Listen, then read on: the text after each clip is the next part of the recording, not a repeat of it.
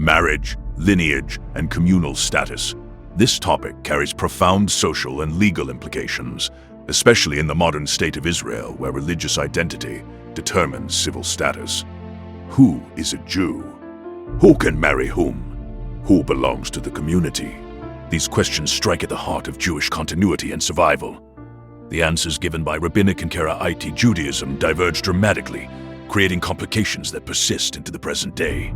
This is where ancient theology meets modern civil rights, where biblical interpretation shapes passport stamps and wedding certificates.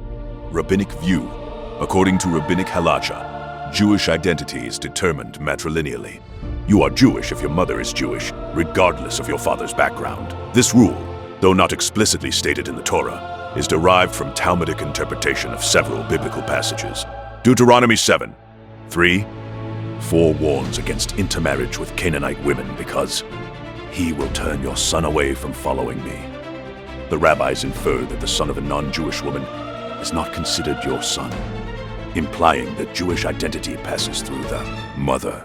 Ezra's expulsion of foreign wives and their children similarly suggested maternal determination of status. This matrilineal principle became universally accepted in Orthodox, conservative, and most traditional streams of Rabbinic Judaism. It creates a clear, if sometimes harsh, rule for determining status. A child of a Jewish father and non-Jewish mother is not Jewish according to halacha, regardless of how they were raised or how they identify. Conversely, a child of a Jewish mother and non-Jewish father is Jewish, even if entirely estranged from Jewish practice. The mother's status is decisive. The father's is irrelevant for purposes of Jewish identity, though it matters for tribal affiliations such as priestly status. Rabbinic marriage law, called kiddushin, follows strict Talmudic requirements. A valid marriage requires a ketubah, or marriage contract, specifying the husband's obligations to his wife. It requires 2 kosher witnesses who observe the act of betrothal. The ceremony involves the groom declaring his intent to consecrate the bride according to the law of Moses and Israel, typically accompanied by the giving of a ring or other item of value. These requirements create a structured, legally binding relationship recognized by the community and the state. The dissolution of marriage is equally regulated. A Jewish divorce requires a get, a bill of divorce written by a scribe according to specific rules and delivered by the husband to the wife. Without a get, a woman is not free to remarry under Jewish law, even if civilly divorced. This creates the painful phenomenon of the aguna, a chained woman whose husband refuses to grant a get, or who cannot obtain one due to her husband's disappearance or incapacity.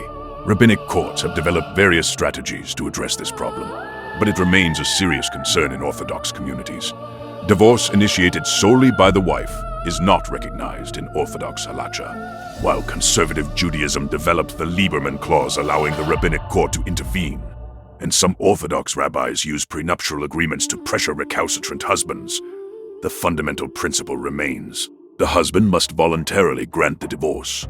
This asymmetry reflects the Talmudic understanding of marriage as an acquisition by the husband, though modern apologists emphasize the protections the ketubah provides to wives. The system prioritizes clarity and lineage over individual autonomy in ending marriage. Karaite view. Karaites determine Jewish identity patrilineally through the father's line. They argue that lineage, or yichus, in the Torah is consistently traced through fathers. The genealogical records and numbers, the lists of descendants, and the tribal affiliations all follow paternal lines. When the Torah speaks of the seed of Abraham or the house of Israel, it means male descendants. This is a direct consequence of rejecting the rabbinic oral tradition that established matrilineal descent. Without the Talmud's interpretation, Karaites read the biblical evidence as supporting paternal determination. This patrilineal principle creates mirror image problems to the rabbinic system. A child of a Jewish mother and non-Jewish father is not Jewish according to Karaite law, while a child of a Jewish father and non-Jewish mother is. This difference has profound implications for families and communities. A child considered Jewish by rabbinic standards might be considered non-Jewish by Karaite standards, and vice versa. The 2 communities cannot easily recognize each other's members as Jewish, creating barriers to intermarriage and social integration. Karaite marriage law is derived strictly from the Torah and differs significantly from rabbinic practice. Karaites reject the Talmudic requirements of ketubah and specific formulae, developing their own marriage contracts and procedures based on biblical precedent. They also apply a much broader interpretation of consanguinity prohibitions, meaning many marriages permissible under rabbinic law are forbidden under Karaite law. For example, certain cousin marriages and step relations that rabbinic Judaism permits may be prohibited by Karaite interpretation of the biblical incest laws. These differences in marriage law have historically made intermarriage between Karaite and rabbinic Jews legally complicated. Even when individuals wish to marry across the communal divide, their respective religious laws might forbid the union or recognize it as invalid. A marriage valid in one tradition might be considered incestuous in the other. Children of such unions faced uncertain status in both communities. The legal barriers reinforced social separation even when personal relationships crossed communal boundaries. In the State of Israel, these differences create real legal tension. The Israeli rabbinate controls Jewish marriage and conversion for civil purposes, operating according to Orthodox rabbinic halacha. This has periodically put Karaite citizens in conflict with state religious authorities over their status and right to marry. Karaites are generally recognized as Jews for purposes of the law of return, which grants citizenship to Jews, but their marriages may not be recognized by the rabbinate, potentially affecting their ability to marry other Jews in Israel. The Karaite community in Israel, estimated at 30,000 to 50,000, is largely of Egyptian origin. Most arrived in the 1950s and 1960s, when the Karaite community of Cairo, which had existed since the 10th century, was effectively dissolved due to political pressures. These Israeli Karaites have struggled to maintain their distinct identity while navigating a state structured around rabbinic religious authority. Some have sought official recognition of their marriage and divorce procedures, with varying degrees of success. The relationship between Karaite and rabbinic authorities in Israel remains complex and sometimes contentious. Why it matters? This is not merely theological abstraction. It determines who belongs to the community, who can marry whom, and who the State of Israel legally recognizes as Jewish. It affects burial rights, military service, immigration, and inheritance. A person considered Jewish by Karaite standards, but not by rabbinic standards, might face discrimination in Israeli religious courts while being eligible for citizenship under the law of return. The contradictions create real human suffering and legal confusion. The matrilineal versus patrilineal debate also resonates with contemporary discussions in progressive Jewish movements. Reform and Reconstructionist Judaism in America have adopted patrilineal descent in certain circumstances, recognizing children of Jewish fathers as Jewish if raised Jewish.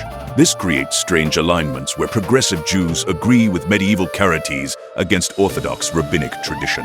The Karaite position, once marginal, finds echoes in modern debates about Jewish identity and inclusion. History does not move in straight lines. The different approaches to marriage law also reflect different understandings of gender and family. The rabbinic system, for all its restrictions, provides certain protections to women through the ketubah and structured divorce procedures. The Karaite system, while more permissive in some respects, lacks these specific protections. Both systems reflect the patriarchal assumptions of their eras, but they distribute power and protection differently between husbands, wives, and the community. Modernizers in both traditions have sought to address gender inequities while maintaining religious authenticity. For individuals caught between the systems, the experience can be painful. A child of a mixed marriage may be accepted by one community and rejected by another. A Karaite marrying a rabbinic Jew may find their union unrecognized by one or both religious authorities. The question, who is a Jew, is not abstract when it determines whether your marriage is valid, whether your children can attend certain schools, whether you can be buried in a Jewish cemetery. The theological differences have immediate practical consequences for real lives. The Israeli legal system has struggled to accommodate Karaite distinctiveness within a framework designed for rabbinic norms. Various compromises have been attempted, including recognition of Karaite marriage courts for internal community matters. However, the fundamental structure of religious law in Israel, which delegates authority to recognized religious communities, creates pressure for Karaites to organize themselves in ways that mirror rabbinic structures. This can distort Karaite traditions while still not achieving full equality. The question of Jewish identity also affects the broader Jewish world. If Karaites are Jews, and most authorities agree they are, then their patrilineal definition creates a category of Jews not recognized by Orthodox rabbinic authorities. This complicates efforts at Jewish unity and creates challenges for organizations seeking to include all Jews. The Jewish Agency, the World Jewish Congress, and other international bodies must navigate these definitional waters carefully. The Kari 80 presence prevents any simple resolution of who is a Jew. Looking forward, these questions will likely become more pressing rather than less. Intermarriage rates are high in many Jewish communities, creating more children of mixed parentage whose status is contested. The Israeli rabbinate's monopoly on marriage faces increasing challenge from both secular Israelis and non-Orthodox religious movements. Karaites may find new allies in efforts to diversify religious authority in Israel. At the same time, Karaite communities themselves face assimilation pressures and must decide how strictly to maintain their distinctive practices. Ultimately, the topics of marriage, lineage, and communal status reveal how ancient texts generate modern dilemmas. The Bible does not explicitly define Jewish identity for a world of passports and citizenship, mixed marriages and civil divorce. Nation-states and diaspora communities, both rabbinic and Karaite Jews, are trying to apply eternal principles to changing circumstances, and both have developed coherent, if different, systems. Understanding these systems and the human needs they serve is essential for anyone seeking to navigate the complex landscape of Jewish identity in the contemporary world.